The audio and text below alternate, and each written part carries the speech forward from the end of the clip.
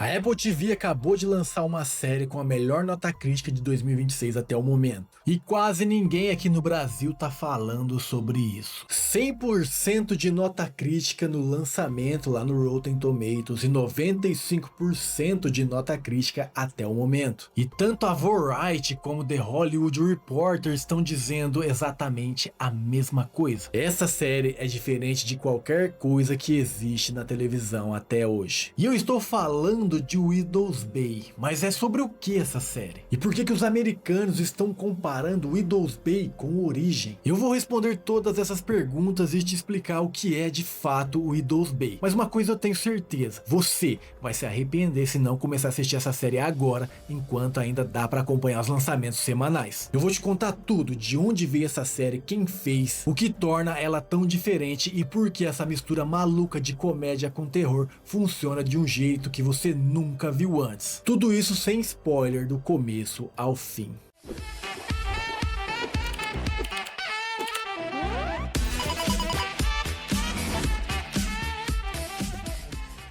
Imagina só o seguinte cenário. Você é prefeito de uma cidadezinha numa ilha a 40 milhas da costa de New England, lá nos Estados Unidos. A cidade se chama Widow's Bay e ela é charming, como os americanos gostam de dizer. Aquele charme de interior, de vila antiga, de casas de madeira, com névoa constante e barcos de pesca no porto. O problema, bom, a cidade não tem Wi-Fi e o sinal de celular é péssimo. Os moradores são excêntricos, para dizer o mínimo, né? E todo mundo, exatamente todo mundo nessa ilha diz que ela é amaldiçoada. Que as coisas acontecem nela sem ter explicações. Que os contos dos avós não eram apenas contos. Mas você, como prefeito, acha tudo isso besteira. Acha que tudo isso é mentira. Você acha que tudo isso é superstição, interior do interior. E tudo que você mais quer é modernizar a cidade, colocar Widow's Bay de fato no mapa. Tudo que você mais quer é atrair turistas, fazer de Widow's Bay aquele destino badalado onde os americanos ricos vão para curtir o verão. E aí você consegue, os turistas começam a vir, a cidade começa a crescer. O New York Times escreve uma matéria maravilhosa sobre o lugar. E é aqui que as coisas finalmente começam a desabar. E tudo isso porque os moradores tinham a razão. A ilha é de fato amaldiçoada. As histórias são reais e ao trazer estranhos para dentro dessa ilha, você acabou acordando algo que estava dormindo há muito tempo. Essa é a história de Widow's Bay, a série da Apple TV que estreou agora em 2026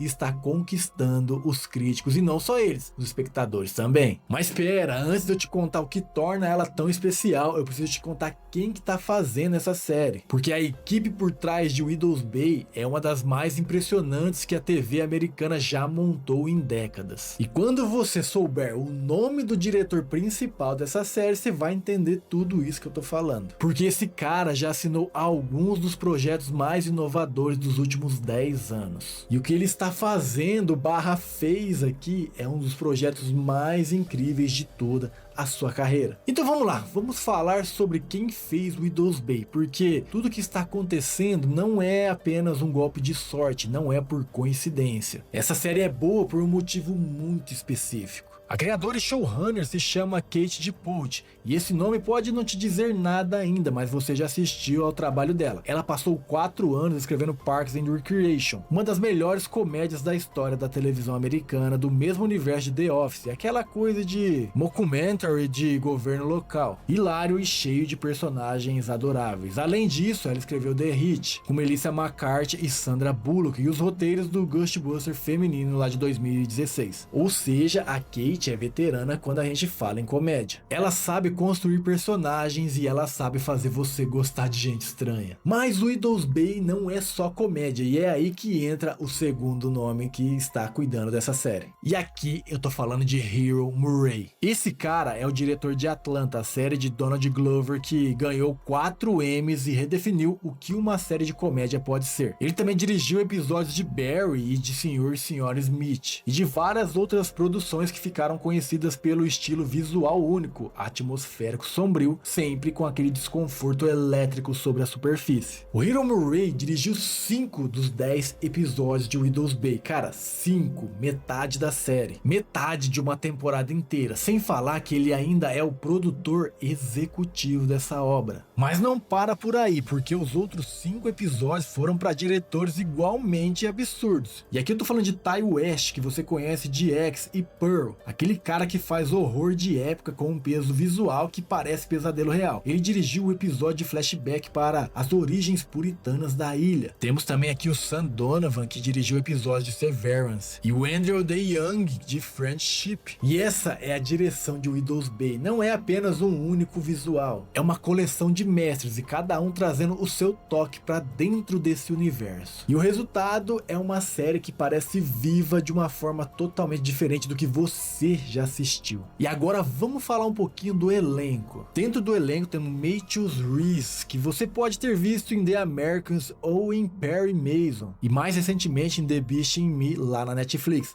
Ele é o prefeito Tom Loftus, o homem que está no centro de tudo, tentando manter a sanidade enquanto a cidade literalmente enlouquece ao redor. Temos a Kate O'Flynn interpretando a Patrícia, que é a assistente do Tom. E esse nome vai ficar na sua cabeça, por quê? Porque ela rouba todas as cenas em que aparece. Temos também o Steven Root, que é um ator que os americanos adoram, mas que aqui no Brasil muita gente ainda não conhece. Ele faz o Wick, um pescador local que parece o maluco do pedaço, mas que esconde muito mais do que aparenta. Esse Wick aqui, no começo a gente até fica com raiva dele, mas depois a gente passa a acreditar nas coisas que o velhote fala. Mas sabe o que é mais curioso? Com toda essa direção, com todo esse elenco de peso, a série Widow's Bay ainda poderia ter dado errado. E tudo isso porque a proposta dessa série é uma das mais difíceis de executar dentro da televisão. E para você entender o porquê, você precisa entender o que ela está tentando fazer. Terror com comédia parece simples quando você fala assim, mas você sabe quantas vezes isso foi tentado e falhou miseravelmente? A gente vê isso acontecer bastante em Todo Mundo em Pânico, né, que é praticamente paródia de tudo. E isso funciona porque o filme não leva nada a sério. Os caça-fantasmas funciona porque o terror nunca é real, é fantasiado de comédia o tempo todo. Mas o que o Widow's Bay está tentando fazer é totalmente diferente de todas essas obras que eu acabei de falar aqui. A série quer que você dê risada de verdade e que você sinta medo de verdade. E tudo isso no mesmo episódio, muitas vezes na mesma cena. E os críticos que já assistiram todos os episódios disseram a mesma coisa. A série realmente consegue fazer isso. Em Widow's Bay, o humor parece bastante com o de The Office. Aqueles personagens sem noção, aquelas cenas constrangedoras. Bom,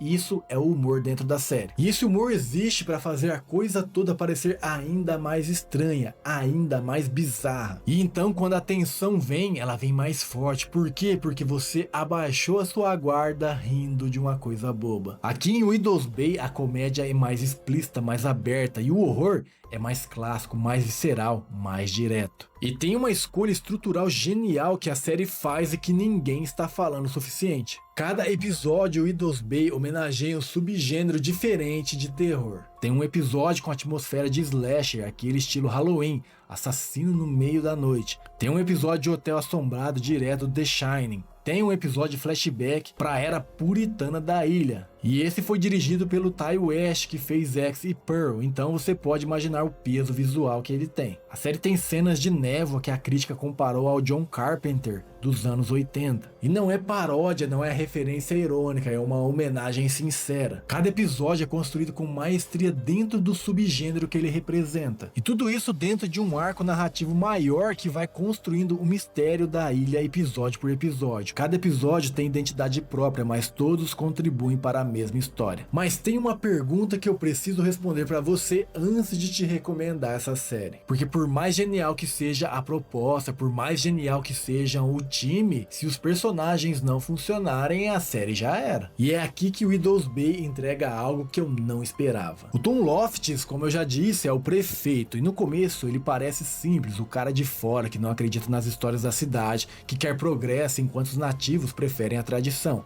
É uma dinâmica que você já viu antes, antes, o ceticismo contra a superstição, o novo contra o velho. Mas o Idris Bey não deixa o Tom ser apenas esse cara chatão. Ele é viúvo, tá criando um filho adolescente sozinho. E ele não veio para o Idris Bey por conta de ambição, ele veio porque precisava construir alguma coisa para ele. Ele precisava se reencontrar depois de uma perda. E toda a loucura de tentar transformar uma ilha amaldiçoada em destino turístico carrega esse peso emocional por baixo. Major Reese equilibra o lado exasperado com o lado aterrorizado de um jeito que é quase doloroso de assistir às vezes, porque você ri e na sequência sente aquela pontada no peito pelo personagem. Mas apesar do Mitchell ser um prefeito incrível, a personagem que tá ganhando o coração de todo mundo é a Patrícia. A Patrícia é assistente do Tom. Ela é totalmente desastrada e sem falar que nas situações erradas ela se entusiasma demais. A personagem tem uma história pessoal que vai sendo revelada aos poucos. E o mais legal da Patrícia é que apesar de ela ter toda essa personalidade desastrada, ela não é vista como uma personagem de alívio cômico. Ela é uma pessoa real com seus próprios medos, com a sua solidão e com seus demônios. Quando o horror chega na vida da Patrícia, você acaba sentindo porque até ele chegar,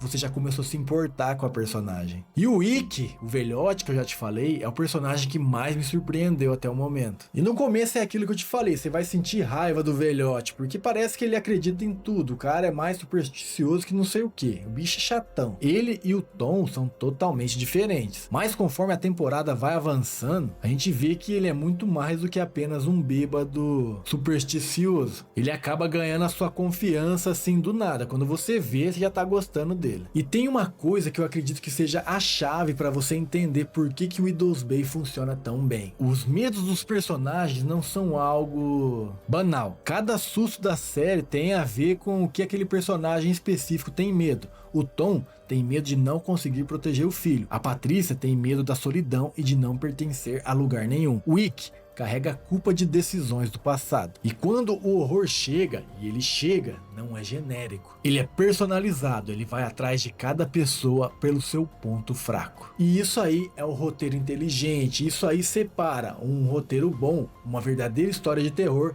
do que aquelas histórias que só colocam jump scare. Mas por que essa série está sendo comparada com Origem? Em Origem temos Fromville, uma cidade que ninguém quer chegar ali, e quem chega não consegue mais sair. À noite saem criaturas que atacam você caso você permita que elas entrem na sua residência ou você fique panguando lá de fora. O Idris Bey se passa numa ilha bizarra. Os moradores dali acreditam que ela seja amaldiçoada. As pessoas nunca saíram dela e quem saiu não conseguiu voltar, pelo menos não vivo. E também temos criaturas bizarras que começam a atacar os moradores. Algo que estava dormente na ilha acabou de acordar e isso está causando o caos total. Bem parecido com From, né? Cada uma dessas duas séries tem as suas peculiaridades, mas não dá para deixar de notar algumas semelhanças, né? Então eu posso dizer com toda certeza, se você gostou de Origem, você provavelmente vai gostar de Idris Bey. É uma série que tem um mistério muito bom que vai te deixar pensando por uma semana até chegar ao próximo episódio,